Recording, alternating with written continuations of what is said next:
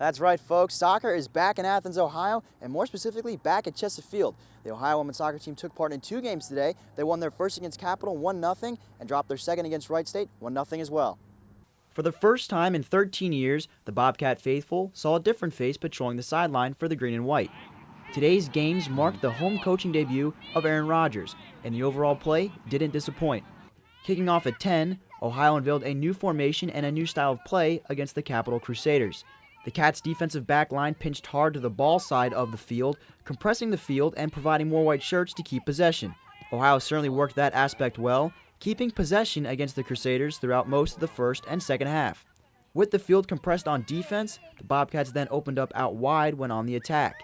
The added space led to their first goal of the day as Sasha Havracek lofted a through ball over the Capital back line to a streaking Tonya Frasik, who then blasted home the eventual game winner. Absolutely. I think one of the things that we want to do is when we want to win the ball back as quickly as we can, and so we have to keep people compact and around the ball. And then when we win it, we want to have people close to the ball so we can possess it. And then, as you say, as you so duly noted, that we did open up to then try to exploit the space on the field that was available.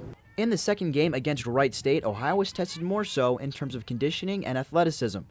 The Raiders attacked the Bobcats from the outset. However, Ohio responded well, settling into their new possession style of play after about the first 15 minutes.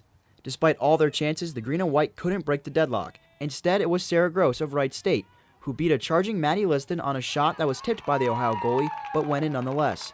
Ohio pushed in the final minutes, but was unable to grab an equalizer. However, the overriding message on the day was that in spring soccer, the results matter less and progress matters more. You know, spring games, you always want to win. I mean, you never want to go out and lace them up on the field and not want to win, but it is the spring and the results don't count for anything, but I can't ever say that results don't matter. So, you know, I want to see the style of play. We're putting in a new formation. This was the first day we actually played this new formation, and I think it worked out well. And so we want to see the progression of how the girls understand how to play within it, what their roles are, what their responsibilities are. If you missed the games today, folks, don't fret. The Ohio women's soccer team will be back in action at Chesapeake April 6th as they take on West Virginia Wesleyan. For the Bobcat Sports Showcase, I'm Tyler Rosten.